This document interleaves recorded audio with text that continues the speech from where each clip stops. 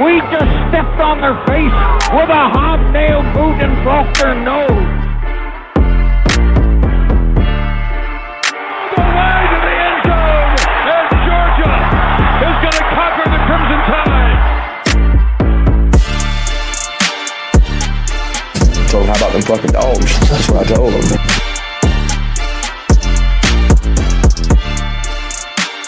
Hope it didn't take that long again.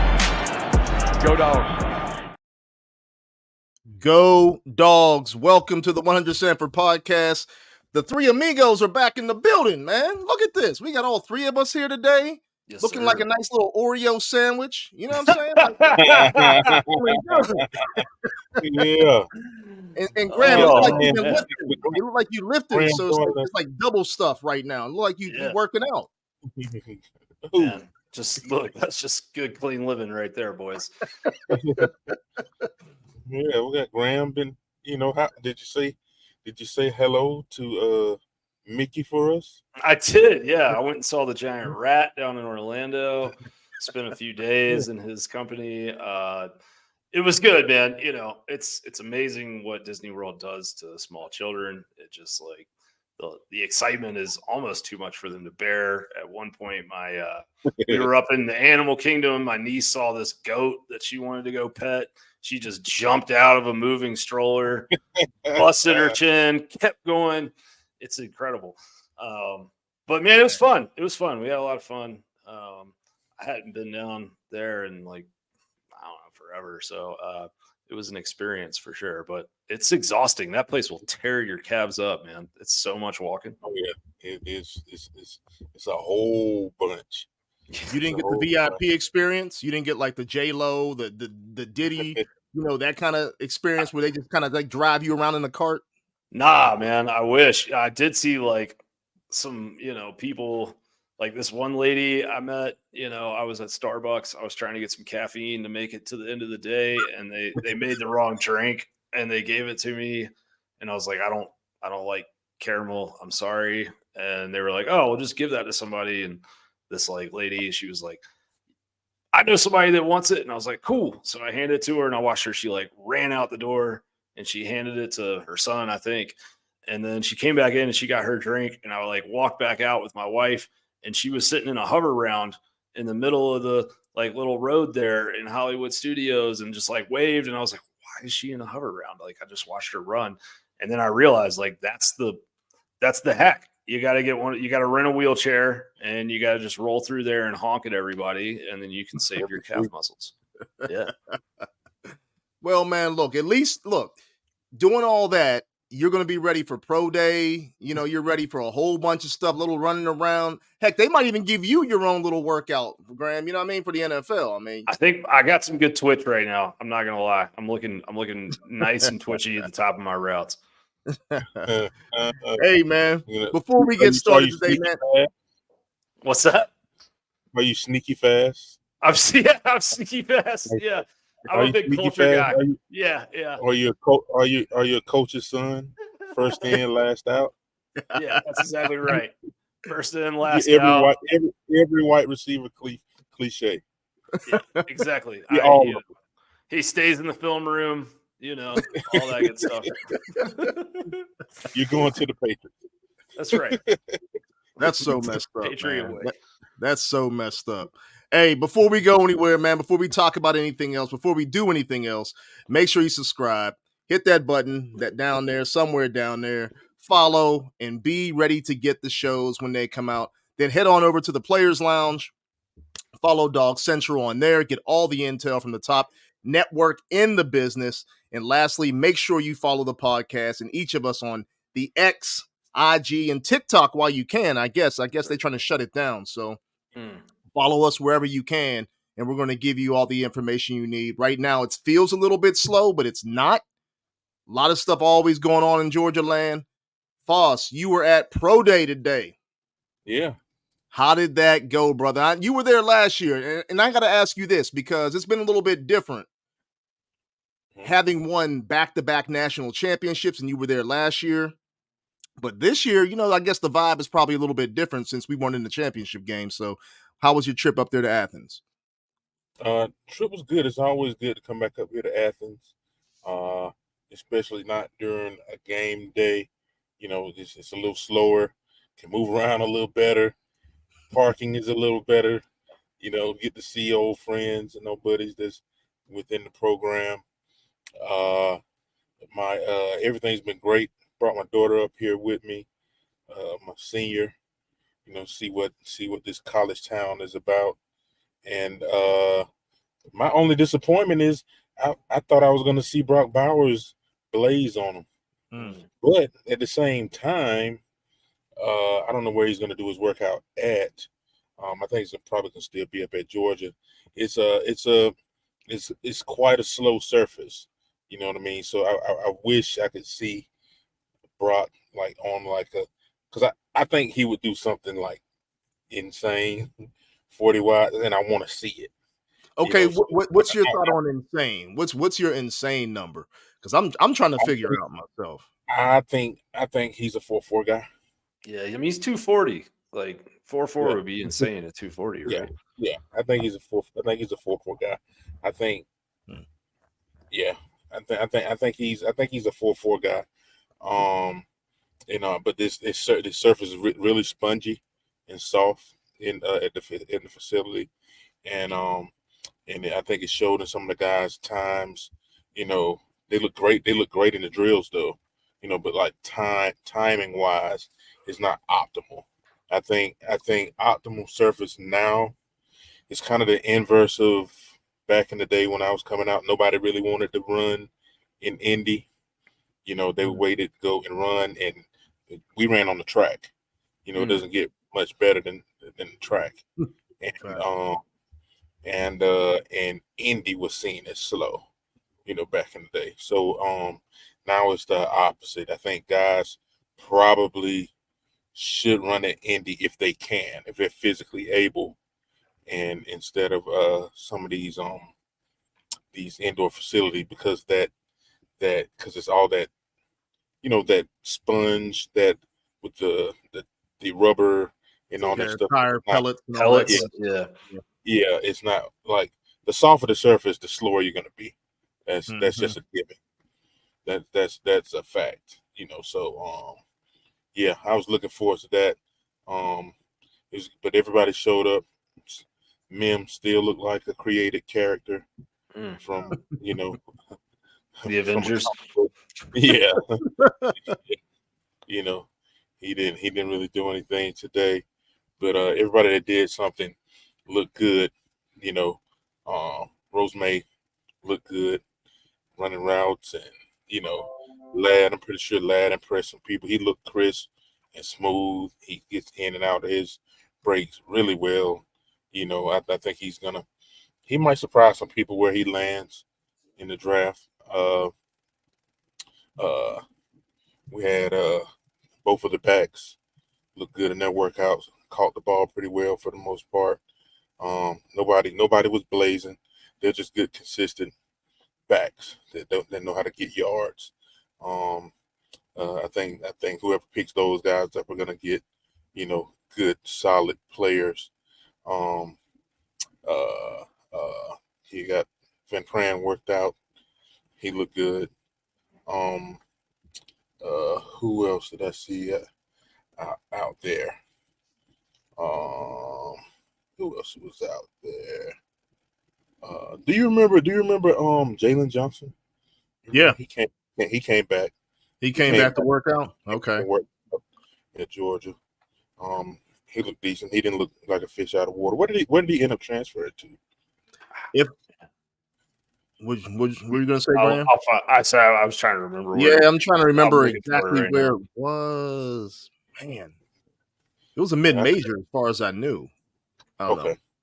But East Carolina. Yeah, that's what I thought. Okay. Gotcha. Yeah. He had 45 catches last year for 466 yards. Like I said, he didn't look like a fish out of water. He didn't look like he didn't belong or anything. Well, he was a walk-on at Georgia too, so I mean, it's good on him going and getting on scholarship somewhere and being a productive player. Yeah, got to see Gunner spinning a little bit. What'd you think about him?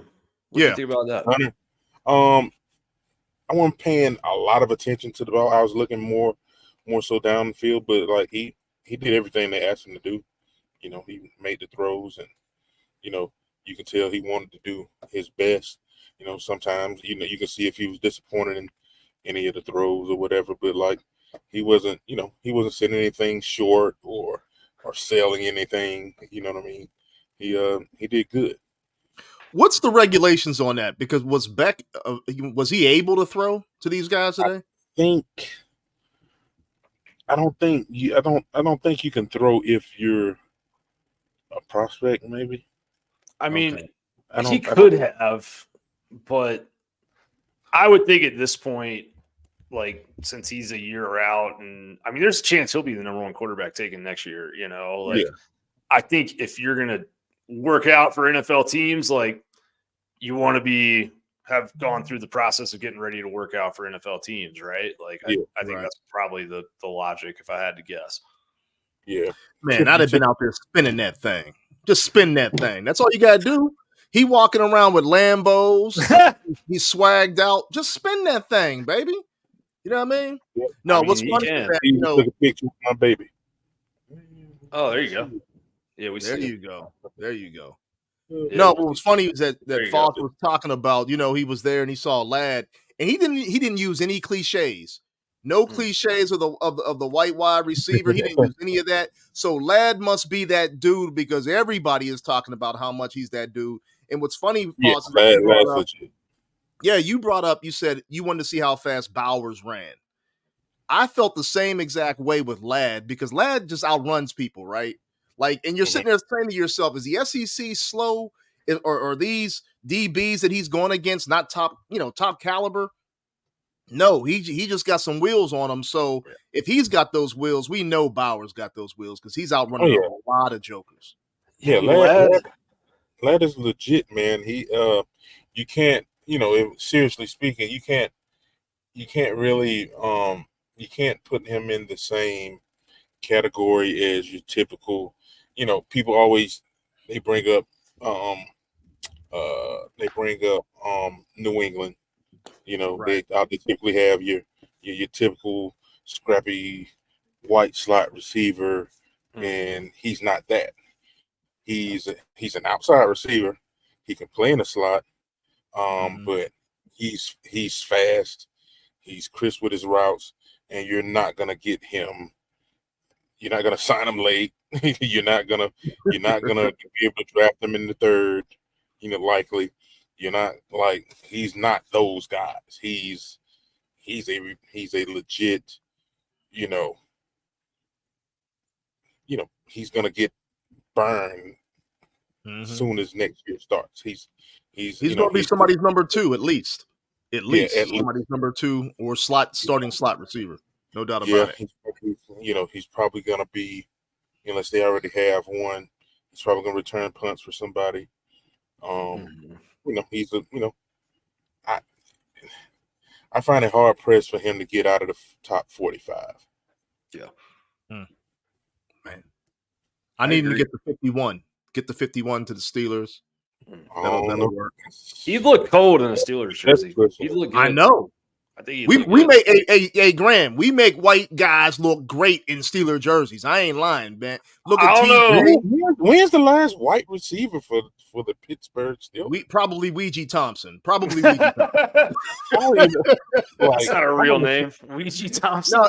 No. Yeah, it is. Ouija Thompson played for Florida State back in the day. But Gunnar Yashevsky or something like that. The Steelers just had last year and they released them. So look, we got our history. We got our history. Man, I'm not trying to turn this into Steelers hour here on the 100 Saver podcast, but I will say when I saw Russell Wilson get signed to the Steelers, thinking about him and George Pickens together just made me laugh my ass off, man. Because I know that George is gonna be wide open at one point, and Russell's not gonna see him, and he's gonna be mad as hell at that youth pastor ass quarterback.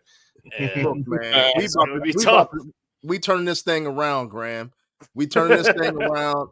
Russ is coming to town. He's bringing Sierra. The Kansas City had the Swifties. We got Sierra, baby. We got Sierra, and she's gonna be on every camera. I can't wait. I can't wait. I don't blame you for that, but Yeah, yeah. Hey, I understand. I understand. I understand. Respect Hey, Graham, what were your thoughts, man? I don't know what you've heard, Graham, but what are your thoughts on Pro Day, man? I don't know what you've heard from some of your investigative work. yeah, I think like George said, it's a little anticlimactic just because you didn't have like the two surefire first round guys work out with Mims and Bowers. I do wonder how much it seems like there's some confusion on exactly what Kamari Lassiter's 40 time is. And I think from a tape standpoint, it's hard to think there's anybody in the draft that's, much his superior. But there was some tweets going around at one point that he had a 4.6 40 today, which would be slow for a top flight boundary corner. And then it kind of seems like that got corrected and said it was more like a 4.5, 4.51, which I think is fine. If I may interject, some of the guys that I was around, and I freaking had my watch and left it in the car, and I could have did these myself because I trust. I might be a little rusty, but I trust my time, my timing. But some of the guys I was around did have them in that range, in the 4.6 range. He's a guy. What you do with these times in combine performances and all this stuff, it's either going to confirm what you thought already, or it's going to send you back to the tape. And if we go off today with Lassiter, it's gonna send you back to the tape. In his case, that's great because you go back to the tape on him, and the tape is crazy. Right. He got crazy tape. Don't really get ran by. He's fluid. Technical cover skills. Yeah, man. And man to man, beast. And when he has to tackle, he's you got to come see him. You know what I mean? He's not afraid. You can't say that around about a lot of corners. Like, I ask questions, about certain other corners, and some of them don't have the greatest reputation as, being tough tackler. They might be fast. Some of them, and I'm not talking about our guys, but like around, college football that's going into the draft. Not everybody is trusted, out there on that edge. I think he's a guy you're going to trust him in man coverage, and you're going to trust him to make a tackle in the open field, which you can't really say much about guys these days, especially with, you get these linemen running up out there that you can't cut anymore. You know what I mean? You got to know how to play it. You know what I mean? And I think George has had some DBs that know how to really do that. Him, Tyke, Javon, it was, they had some good guys out there with good, and just seeing them around, seeing them interact today with a lot of the scouts and coming out of the meetings afterwards, and this, and they're just impressive kids, man. They do a really good job at Georgia getting those guys ready for the next level. You're gonna put them on the board, and they're gonna smoke it. You know what I mean? And then you watch the tape. It's gonna be what it's gonna be. It's gonna be solid. Yeah. You know what I mean? So I imagine it went well for pretty much everyone today. Did you get to watch Javon much at all? Yeah. I have a few clips of him. He did his thing, man. He did his thing. Did he run or no? Did he run? I think he stuck with the combine, which I would. Yeah, I would. You know what I mean? He did the drills though. He did the 3-cone. He did the shuttle. He did the he did the workout portion. with Gunner and all those guys, Mhm. and so he did good, and I saw him coming out of his meeting with, with one of these teams, and like it was great. You could tell like the coach was impressed. Nice. It's just how they talk back and forth, their rapport, and just him just being able to get on the board and quote walk in the room and be able to teach. That's what they want to see. Right. And he's one of those guys. Yeah, I mean, talking kind of bigger picture with all these guys, like I just my like gut instinct on it after following these guys' careers and whatnot in Athens, and I think this group, you don't have maybe like, I mean, it's not like 2021 where you had 5-6 guys where it's like these guys could all go in the first round. It seems like Bowers and Mims are definitely probably going to be first rounders. Definitely Brock's a top 10 kind of guy, and then like Ladd might sneak up in there, and then there's all these other guys that I think, maybe there's not as much conversation around as we've seen around some Georgia players in the past, but like they just strike me as like career pros. Like Rosemy strikes me as a guy that's going to play for 8 to 10 years in the league just because like he just does everything well. But Listen, with Chris Conley's still around. Yeah, dude, exactly. Yeah. And he's You know what that's I mean? They have value. Yeah. You know what I mean? They have value. Well, and he blocks and he doesn't drop passes and he doesn't do stupid things that are gonna, get you a bad flag and knock you out of field goal range in the fourth quarter of a playoff game or something. Like he's just a reliable guy. But Bullard is the one for me that like, I just think is gonna get into the league and surprise a lot of people. And Kirby said, I think last year at one point, like of all the guys on their team, he probably loves football the most. And he kind of plays that way. Like he plays like, I'll go take on this 320-pound pulling guard and, go help out and keep this toss sweep from hitting the edge. Like he just plays with that kind of abandon.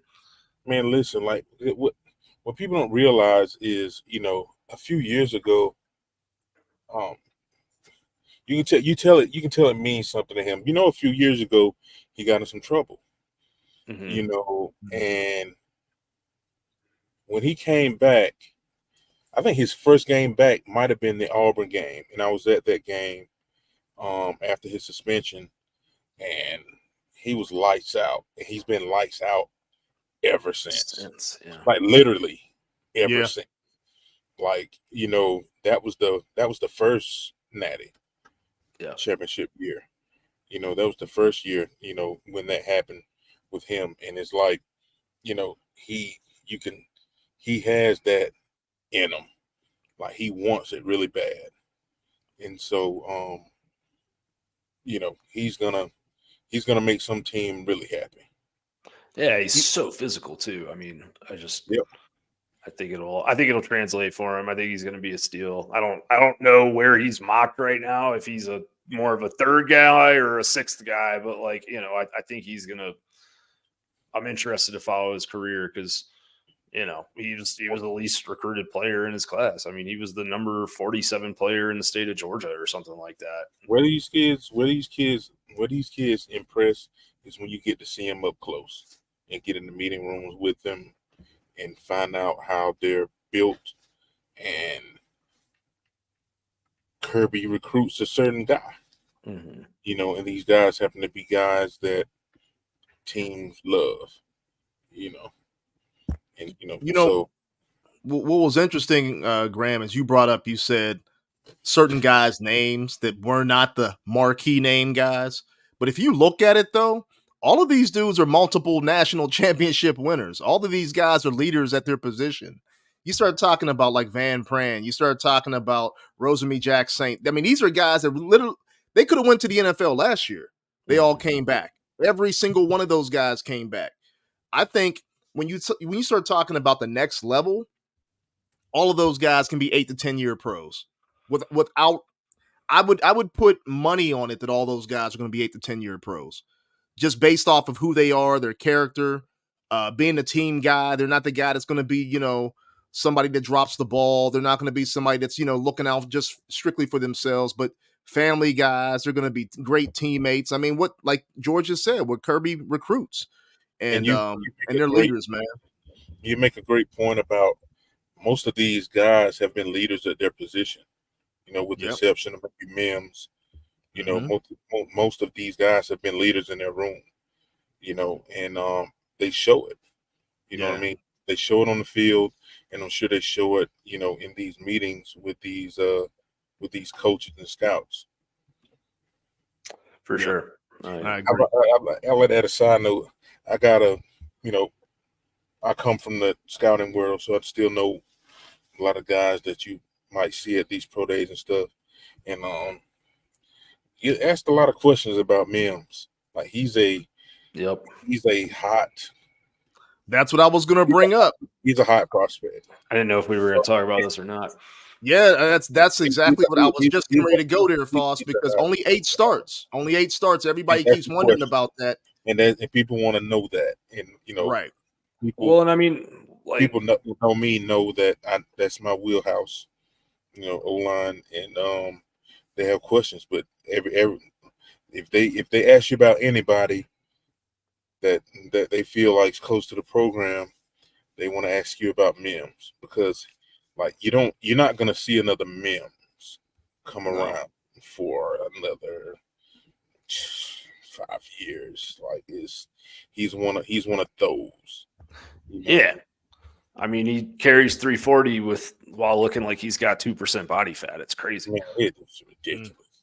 I saw him today. It's like, come on.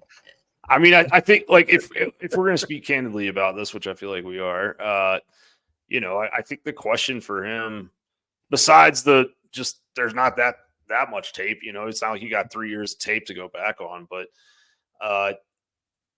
he's been involved in some headlines that maybe, weren't like Tennessee got into some NCAA trouble for some recruitment stuff that he was part of. Florida State got into some NCAA trouble for some transfer portal stuff that he was part of, right? Like, I'm not saying that's necessarily his fault, but it's just like, I think you see somebody's name sometimes associated with some of that stuff, you start asking questions. And like, I do think that, I'm sure they have questions about like that Alabama-Georgia game in the SEC championship changed quite a bit. Like when he went out, like, what's the story on that ankle? That was, an ongoing, I think, major storyline of Georgia's season was, when is he going to be healthy? When's he going to come back and play?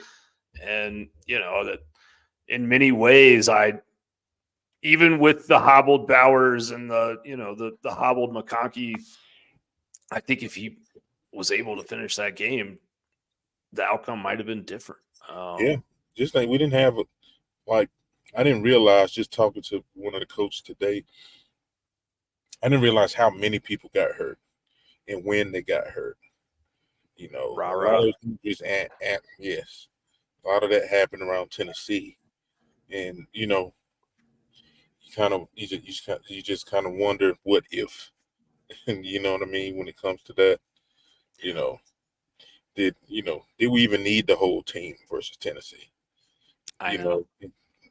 Especially Brock. Yeah, so, and he tweaked something that game.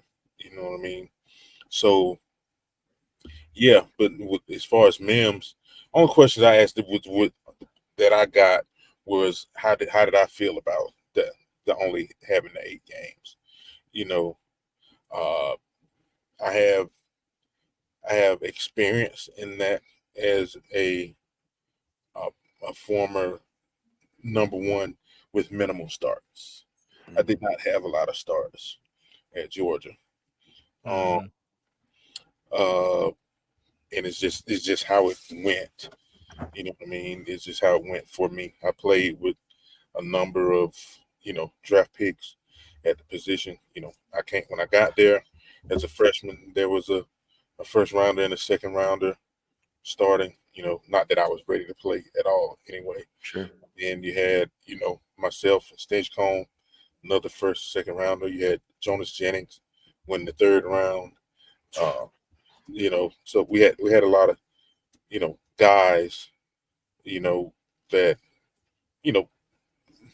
at the end of the day deserve playing time.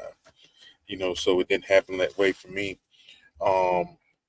And so it's also important to point out that he only had 8 starts, but that's not all the games he played. Right. Mm-hmm. He played in a lot of the games that he didn't start. I mean, he played in every game last year, or not last year, but in 2022 in the national title year, he came in at right tackle on the third series of every game. And then he played the whole game against Ohio State at right tackle and handled 2, very, very talented pass rushers very, very well. Like, I mean, I don't know. You go look at the jailbreak screen that they ran on that. I think it's second and long play with against Ohio State where McIntosh goes out and runs that screen. Like, go look at Amarius Mims cleaning folks up 15, 20 yards downfield. Yeah. It's impressive to watch. Yeah. So people they're salivating. If he had more starts, they're probably no He's top 5 pick. If he had more starts, like if we had he 2 years of starting tape, he probably up there, definitely top 10. Hey, so Graham, let me ask you this: so, do you think the questions at the next level might be about maturity or his physical ability? I think it's maturity. Yeah, I mean, I think that's the question is just like, if you're from the outside looking in, it's like, well, is there, any unnecessary drama that might follow this kid, or was he just a young kid trying to enjoy his recruiting process? And I think the difference between how that's looked at now versus how it would have been looked at 10 years ago is very different. Right. And I want to be clear, I'm not questioning his maturity. I'm not questioning his character, but I have talked to people who think that is going to, be a conversation around him in the draft process. Right. And trust me, I don't know about, this is not about him specifically. Those conversations are had. Mm-hmm. There are deep dives. When you talk about guys of his caliber, they're deep dives. I'm pretty sure some teams have probably been to his hometown. They've probably talked to teachers. They probably talked to people in the neighborhood. It's just, every team is different, but when I worked, we've sent people to neighborhoods, and it's a thorough process, especially with somebody that you're considering taking so high, So I didn't get asked any questions about what I think or hear anything that led me to believe anything, character wise. Mm-hmm. I just wondered, for me, I don't have any physical questions. Sure. I don't have any. He's as a pass blocker, he's extremely hard to get around. And then as a run blocker, he does pretty good, and he'll fit wherever they'll coach him up to get whatever you need to out of the run game. You just wonder if everything is cool from the neck up. Could be, could not. I have no idea. I don't know the kid. Haven't heard anything about the kid. But if there was an issue arise, it would have to be from the neck up, because I don't see any physical limitations, especially if you put him with the right coach. Right. And he's a what number did Broderick? What number did Broderick go? He went 17 to the Steelers last year. Amir's a better pass blocker than Broderick. Oh yeah, he's more consistent, and that's important in today's game. And I think he's be just as good as a run blocker as Broderick. You know what I mean? So, so you're talking about, you said 17, 15? Yep, 17 last year. So you talk about a 17, Maris is easily a 17 or better to me. Okay. I mean, you guys didn't want to make this a Steeler podcast, but It is what you it is. do I saw your boy realize I saw your boy out there. Talk to him a little bit today. they sent Like, everybody down there. They sent the entire coaching staff down there, from what I hear. His So daughter there's goes somebody to that they're Georgia, right? targeting. They're targeting. I know that they need a center. So Van Pran is one of those guys that they're possibly looking at, whether it be second or third round, something like that. But definitely Mims, because I know that they've talked about moving Broderick over to the left side, or whoever they bring in playing that left side, and Broderick has the right side. But slight transition, because I brought up Beck earlier. Was there any buzz going around about Beck? Because this year is supposed to be the quarterback class. And, there's always going to be guys talking about, like, well, we're not going to need a quarterback this year, but next year. What's the buzz about this team for next year and the guy that's actually, under center? Anybody hear anything? I didn't hear anything. I might have talked to somebody. I think Beck's pretty confident in how they're going to be there this year. Mm-hmm. You think Carson's confident, or you think they're confident in Carson? Carson's. I think he's excited about this year and what they can be. You know what I mean? They just have to, they just have to get rolling. But I think he feels like they're going to be pretty good. I talked to somebody last night about, they had their first day of spring practice yesterday, and, it's first day of practice. So nobody's making any big judgments, offensive line, defensive line. They ain't even in full pads. It's not like we're not getting down into the weeds of the depth chart yet, but it was everyone's first impression with Trevor Etienne. And the exact quote was, "That motherfucker is a problem." And that was the exact quote, man, and that basically they were just like, we haven't had a back like him probably since Swift. And that's not a knock on Kendall or Dejan or anyone that's come between. Like, he's just that kind of back. He's just that kind of next level type player. And I read a little something on him today too. So he said he's not very big, but he got juice. Yeah, that's what I was told. Basically, like, don't be surprised if, we get into November and he's leading the SEC in rushing, kind of thing. Like, he's that good. And he came here to tote the rock. Like, he left Florida because he was A, wanted to win some football games, but B, like, part of it was, I think, like, he didn't feel like he was seeing the amount of touches that his talent maybe warranted. And you're always going to have a rotation, especially in this day and age. But, I think you have a kid who's coming in and he's probably pretty clearly going to be there for 1 year. And I think, like, he wants to see what he can do, with 18 touches a game or something like that. What did you hear, George? Just basically what I said. I'm careful about saying who said what, but sure, yeah, don't do that. But let's say he's not the biggest, but he can tote it. So he's a baller.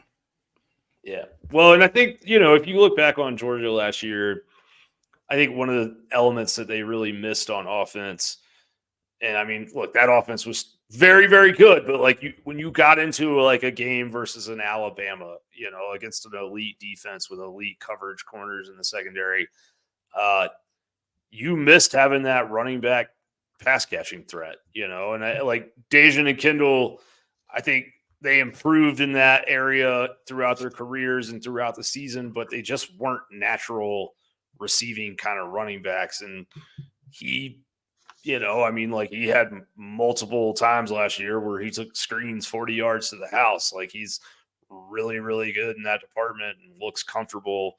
And Florida, for whatever reason, didn't really use him like that very much. But you think about Kenny McIntosh in 2022, that was I think a huge driver to the offense was just like almost every time he was in the game on a passing play, he's floating out into the flat, and your linebacker either has to go follow him or not. But it just opened up space all over the field. And when that linebacker was a half step getting outside and he got out leveraged on the boundary, Stetson would just flip it out to him and he'd run for an easy 12 yards for a first down. Like, it was just easy yards are really, really nice for an offense. And I think that ETN could bring that for Georgia some in 2024.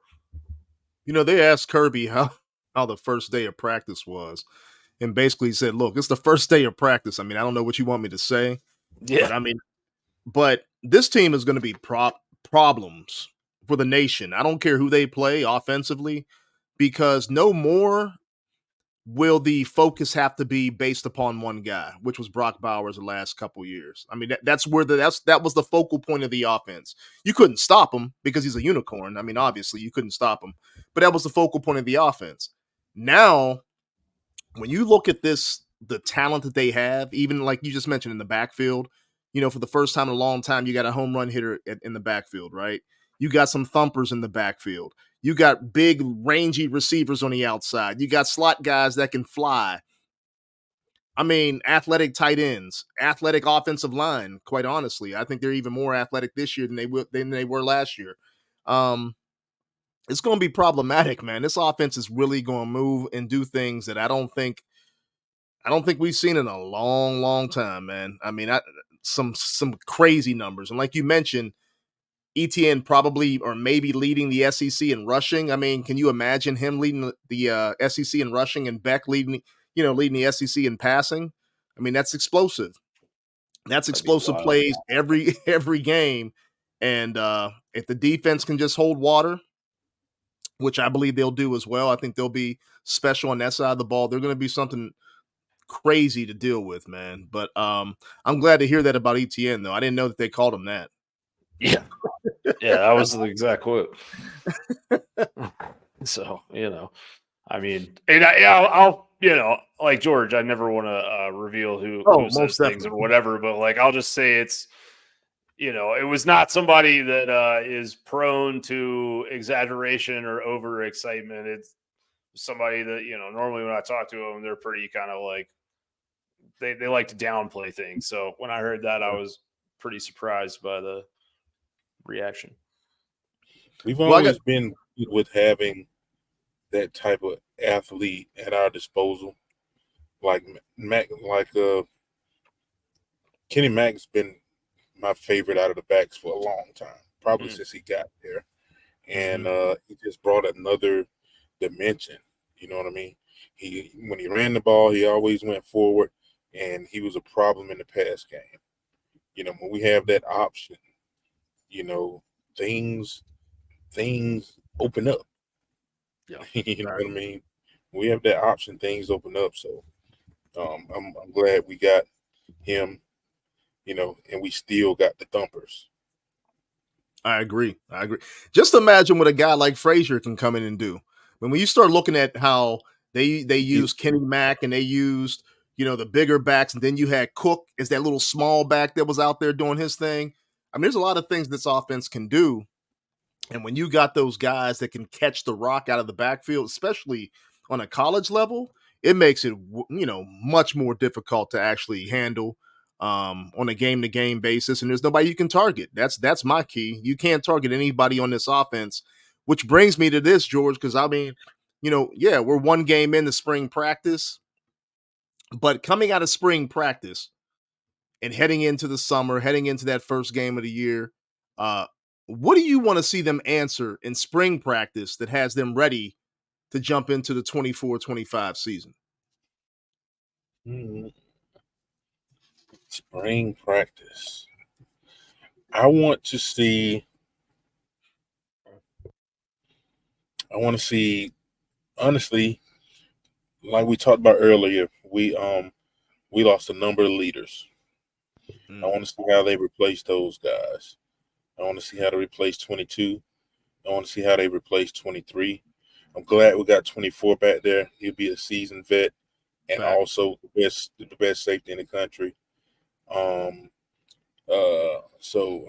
That gives me some, confidence that he'll be able to, with his experience, he'll be able to get whoever's back there with him, to play good football. So I'm interested to see how they replace. Interested to see how Aguero plays. If he can lock down a spot.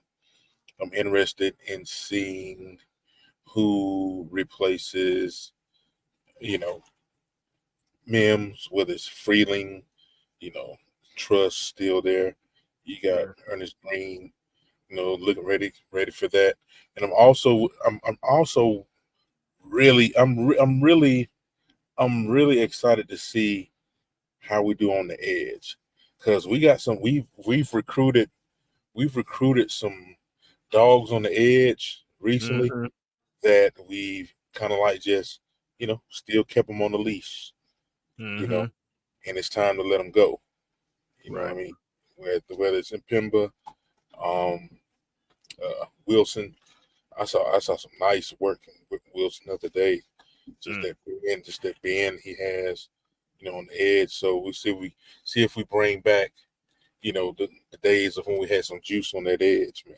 Yeah, I agree. The first thing that you said was leadership, man, and I think that's actually something that a lot of people haven't looked at, but really should, especially losing a lot of coaches. There's a lot of turnover with the coaches. You lose guys like Dale McGee. You know what I mean? You lose some guys that have been leaders on within the coaching staff that could actually help that transition from guys that are moving on. But I'm interested to see that as well. I'm interested to see if a guy like Carson Beck kind of takes the reins of that and says, look, guys, it's time to roll. You know what I mean? It's my team. I'll carry you guys, whatever it may be. Not from a narcissistic standpoint, but just a leadership standpoint. A lot of people follow the quarterback, and maybe he can be that guy that actually takes the reins on this thing and says, look, let's go get this third championship in 4 years. But like you also mentioned on that defensive side of the ball, you got a guy like Starks. Now, Starks hasn't always been the guy that, in my opinion, that's been very, very vocal. There's guys that are more vocal than he is. He's more kind of chill, kind of more relaxed about things. But maybe it's the guy like CJ Allen who leads by example and is also one of those type of guys that has been, I mean, he's captivated the coaches, the university, his teammates. Maybe he's that guy that's the next great middle linebacker at Georgia, but is that bona fide leader of this defense. And I'm interested to see that as well. Is that your thought also, Graham?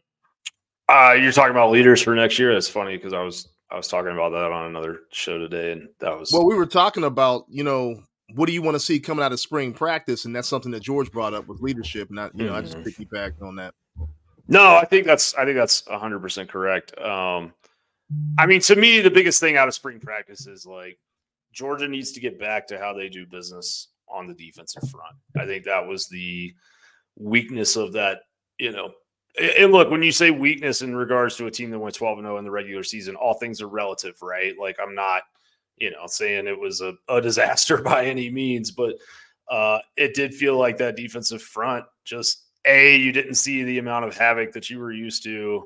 And some of that was due to, I think a lot of guys that were playing through injuries that really kind of limited them from being in top form. But the edge position just never really got figured out. And hell, you see Chambliss take all this flack, and I'm not saying he's a perfect player, but like he was executing his job better than anybody else that they put on the field to play that. And you've got 3 guys that you signed in the 2023 class that are rising sophomores, and Damon Wilson, Samuel Mpimba, and Gabe Harris.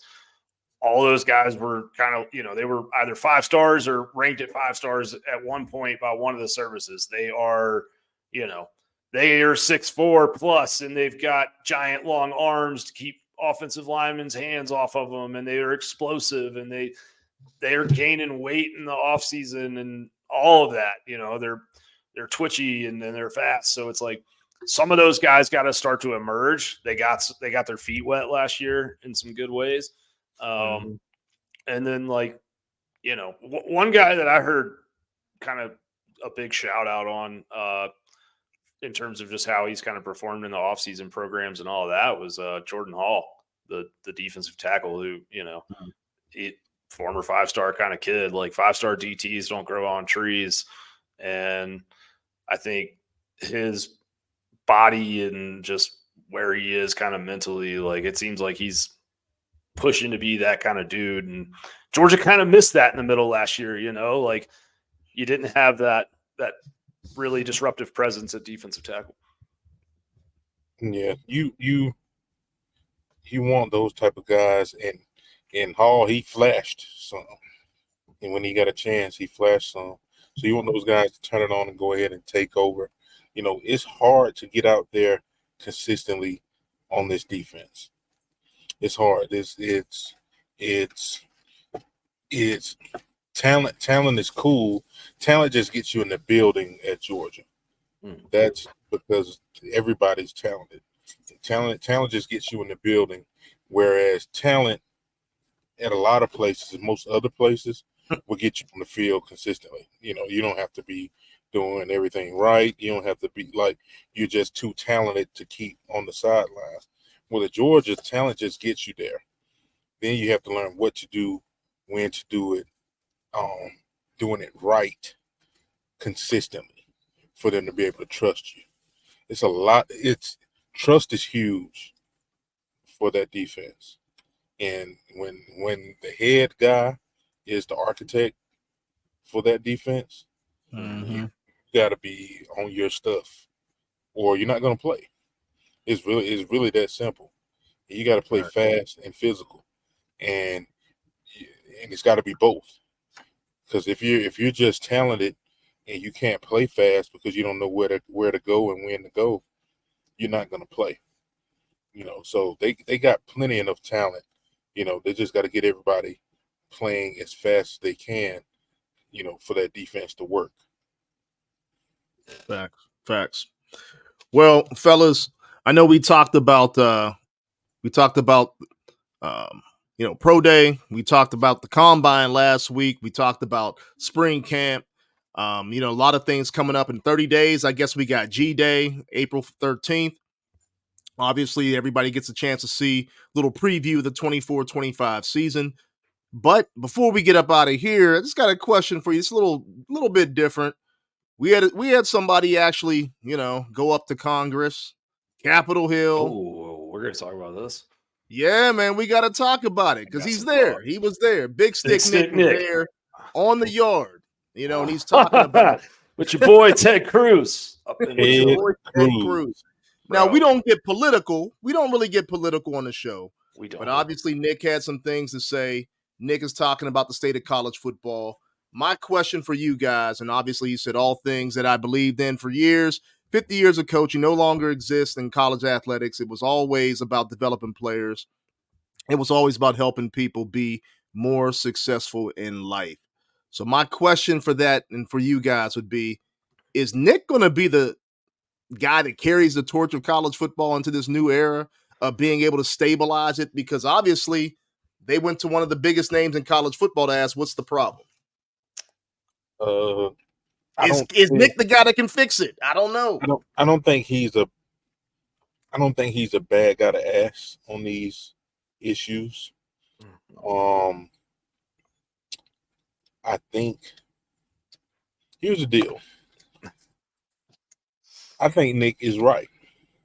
What do you think he's right about?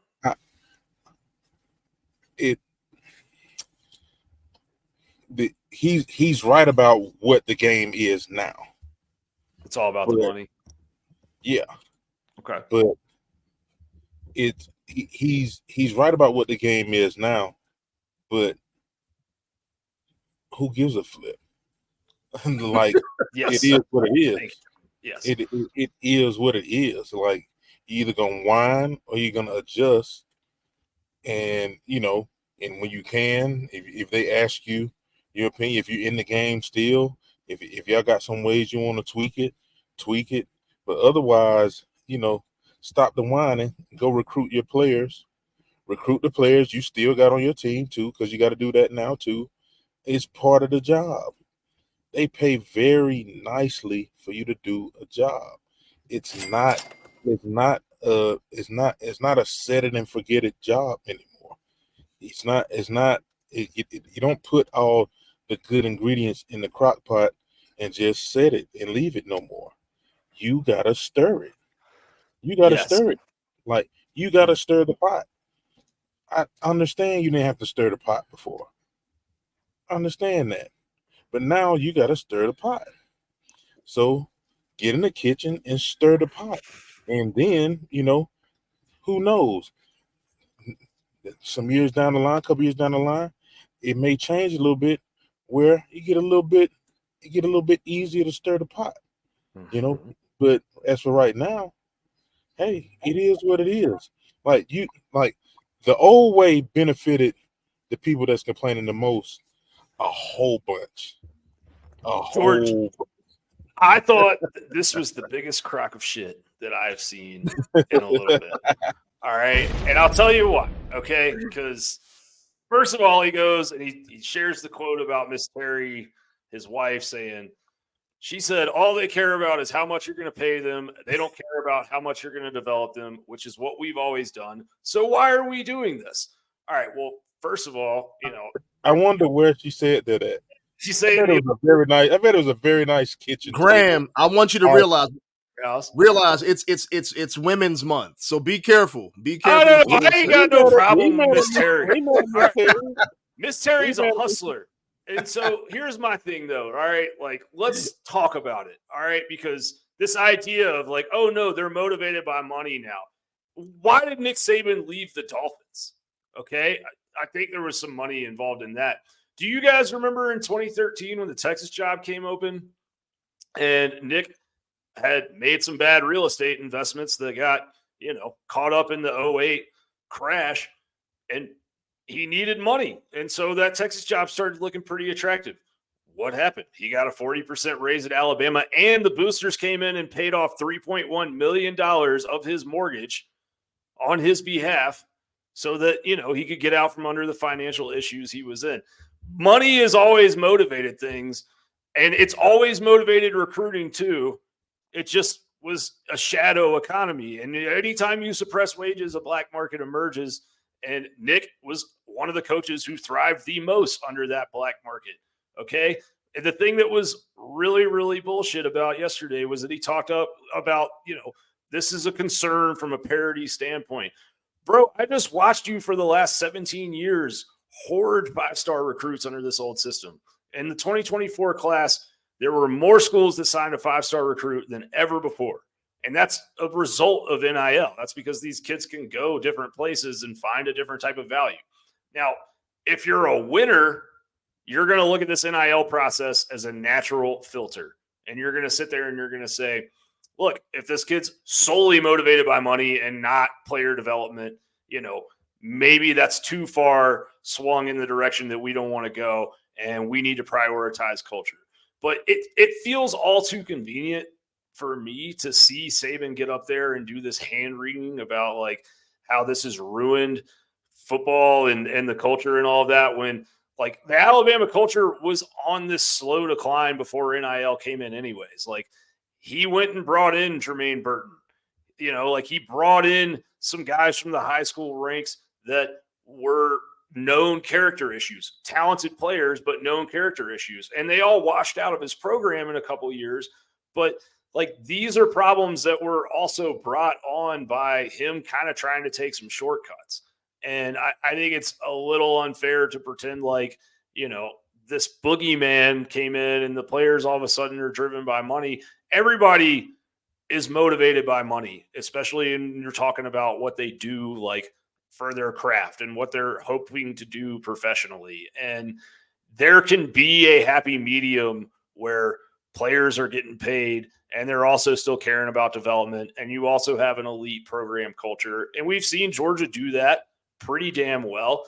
And you also can have a situation where you can coach players and you can motivate them without having all the leverage. And I think that's what pissed me off the most about his comments was there was this kind of false idea put out that like college coaches can't do their job unless they have all the leverage. And if he's going to be the spokesperson for NIL and for college football, then don't go up to Congress and propose something that we all know is not going to work.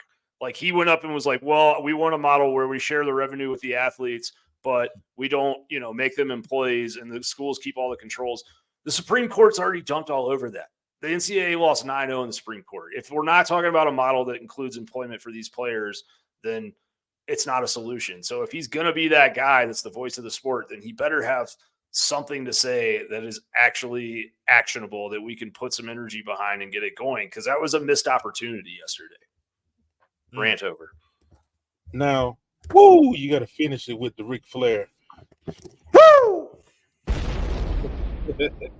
Only thing I would add to that is, yes, players are motivated by money when they know there's money to be gotten. That's been the case forever, and it's not a bad deal long as the people doing it for the money are doing their job. It happens in the NFL a lot. There are guys that are motivated by money that go out and ball every Sunday because they know they're gonna get some more money and some more money and some more money. Like, hey, it's important to them. They love the money, and if you're not gonna pay them, maybe they're not gonna play as hard. Like that, it's the trade-off. It's the trade-off. You give me your services, I give you the money. And as long as I keep playing, they figured this out. Hey, as long as I keep balling, as long as I keep balling, you're gonna give me You're gonna give me how much? Oh, I'm gonna go out there and ball a whole bunch. It happens. It is what it is. So just people got to get over themselves. The game has changed. It is different now, and I think people are having, Lamar just fell out. Yeah, my chair just went down, man. I think people are having a hard time accepting it because I said this the other day. I don't think there's an entity that has been the same longer than NCAA athletics without any significant changes. Like if you look at any like airlines, like we've had like a lot of people don't even remember when there was no TSA. I remember that when there was no TSA. Yeah. I remember taking people to the airport where we could just walk through and just go to the gate and see them all. Drink at the bar, hang out. Yeah, you know what I mean? It's like going to the mall. Like you ask somebody now, you ask somebody of a certain age, they have no idea that there never used to be a TSA. Mm-hmm. You know what I mean? Something is. They've been flying planes since before any of us was born, and that's had changes. Like there's plenty of entities that have had changes, except college football has pretty much been the same at its core for forever. And so now you're changing that, and it's like, whoa, this is not what I remember. Your daddy, this is not what I remember. Your granddaddy, this is not what I remember. Your great-great-granddaddy, this is not what I remember. Like, this is totally different from anybody that's alive now than what they've ever seen. So that's why it's catching people, and they're like, whoa, what's going on? This is not how we do things. No, it's not, because it changed. And when it changed, you get used to it, and you go through the bumps in the road, and you tweak, and you perfect this thing. Like we got free agents. We had free agency the last 2 days. I remember watching football when there was no free agency. Facts. Free agency is young. Blood, man. Free agency started in the 90s, and they had to get used to it. Like, we can't just we just can't keep our players in house no more. You mean we got to offer them some more money? You mean they can go play for our rival? You mean they can go down? They can choose to go to Florida with no state tax if they want to? Like, yeah, the game changed, and now it's kind of like you almost forget that there wasn't free agency before. Mm-hmm. almost forget, like it's like this natural thing now. That will happen with NIL and portal and all that stuff. Let me ask you both this question, because I think like a lot of the stuff that we're blaming on the NIL boogeyman kind of is, I think it really more comes down to, in free agency, like you're talking about, like you have contracts and they expire, and we know when guys are coming up for free agency, and we don't have that in college football right now. And I think like that seems like much more the problem that we should be talking about is, okay, if we're going to have NIL, then, how do we make it enforceable? Because we do have guys that are agreeing to NIL deals for a 3-year period of time, and they're leaving after a year. And, they might maybe have taken some of the money or whatever, but no collective's going to sue a recruit, because that would be terrible for trying to acquire talent, the next season or whatever. Mm-hmm. So like, I do think we need some order in that regard, but it's okay if there's money that's motivating this, to your point, right, George? Like, I mean, am I wrong here that if we solve this movement of players every 6 months, that we would probably kind of solve the issue entirely? You got a freaking 12-game playoff. You think that wasn't motivated by money? Yeah. Everything is. Why are we like? People are tripping. What? Like, are you dumb? It's all motivated by money. But to your point, Carson Beck wasn't driving a Lambo before he threw for 4,000 yards, was he? Exactly. Hey, Graham, but they're not just handing it out to anybody. Right. Just Graham, like I'm at the pro level. I'm gonna jump off of what you said, man, because it's not about NIL. None of this is about NIL. And what's interesting, even when you go back and you listen to a lot of the statements that some of these coaches are making, and I've talked to guys that are position coaches, head coaches, Power 5 level, mid majors, whatever it may be, basketball coaches, they're all saying the same thing. It's not really about the NIL. It's not about the money. It's about the portal. Mm-hmm. Yes. That's what's really driving these guys crazy, which I kind of understand to a certain extent. I mean, you run a Fortune 500 company, you want to make sure that when you come in from, your vacation at Disneyland, you come back and somebody's still running your financial department. Yeah. Besides going to the competitor. There's got to be something put in place, in my opinion, much like a non-compete, which a lot of industries have, where you can't go to a certain area in work, whether it's a certain sales territory. But when you're talking about the portal, I mean, there has to be some regulations put in my opinion, where how many times you can transfer, maybe to where you may be able to transfer, because I think that does protect the collectives as well. It protects those that are out there putting out the money for some of these players and things like that. If somebody's going to get burned bad, and what's really going to happen is what's going to make a change is much like what you said, Graham. Somebody's going to come back and say X player did not live up to his contractual agreement. I'm suing him, and I'll blow up my entire university trying to get my money back. And that's what's really going to come down. Yeah. Here's the deal. You make great points, and I think all this stuff is going to get tweaked. Right. It's going to tweak that at some point. My issue is, in the meanwhile, stop being a punk, whining all the time, and just let it run its course. Quit all the whining. Just let it be what it be. I'm not saying you're wrong. I'm not saying it's not frustrating. I'm not saying, but let's not take the high and mighty, route and act like, we ruined this pristine thing that we had going. Like, no, it was never lily white. It's been a dirty game. Yeah. It's been a dirty game. It's just the rabbit got the gun now. No, that's exactly right. We all know that there's more powerful entities than the rabbit, though, and so the rabbit won't have the gun for long. Let the rabbit have a little fun. You know what I mean? And fix it.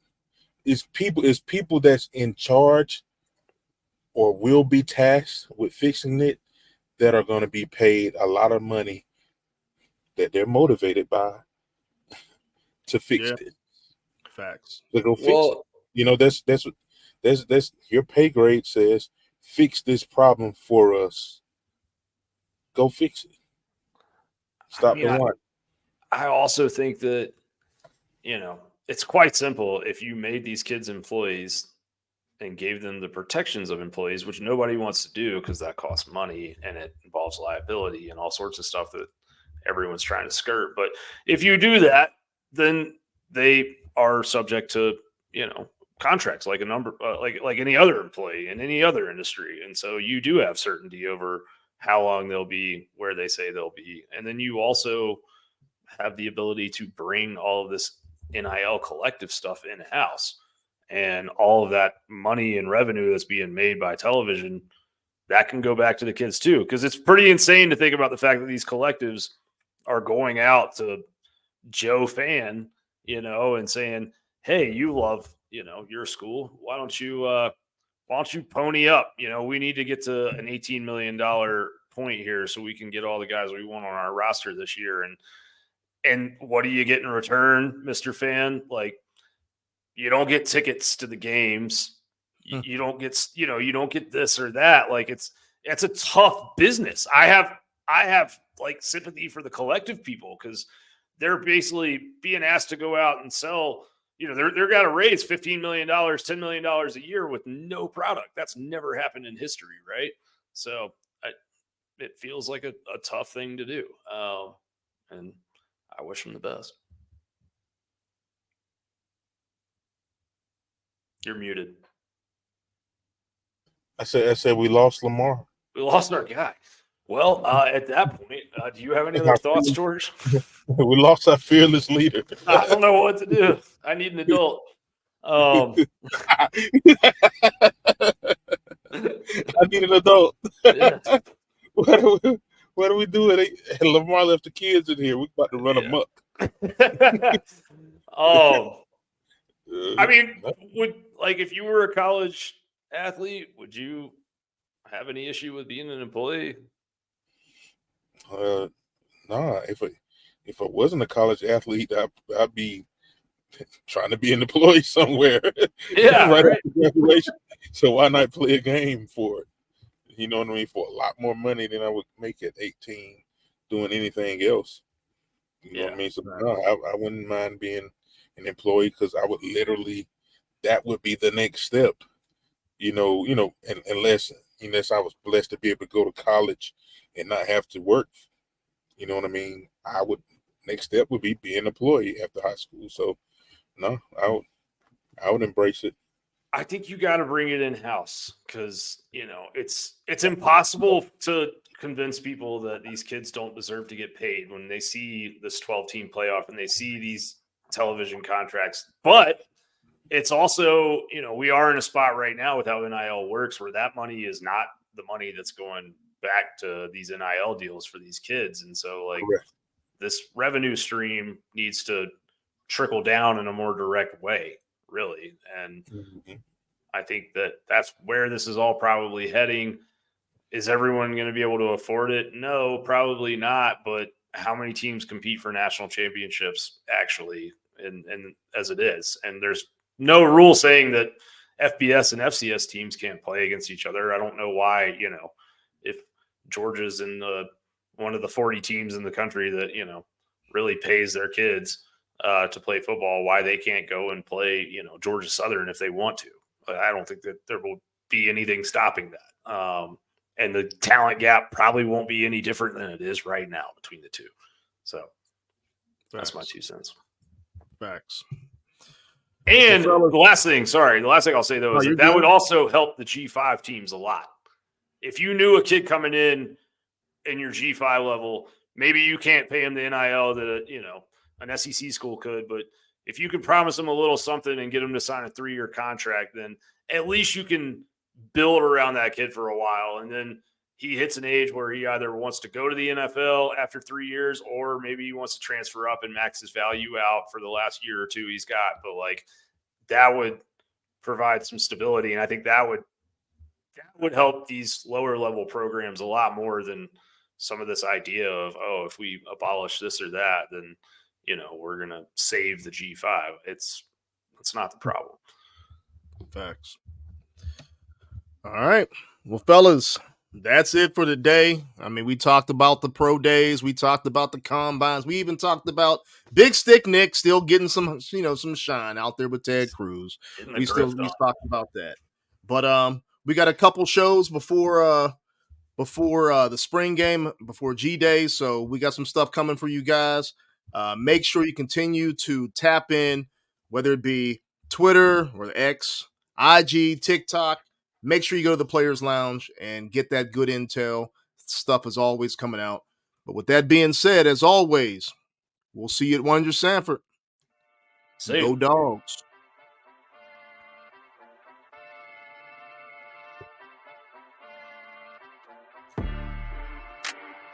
Thank you for listening to the 100 Sanford podcast. Tune in weekly to hear fresh content from the 100 Sanford podcast every Thursday, but also with some pop-up shows every now and then as news breaks. You can also follow the content on our website, www.100sanfordpodcast.com, and email us at dogs@100sanfordpodcast.com. Lastly, reach out to us on social media streams. For Twitter, it's at 100 Sanford, but on IG, TikTok, Facebook, and other accounts, it's 100 Sanford Podcast. All right, folks, that's it. And as usual, see you at 100 Sanford.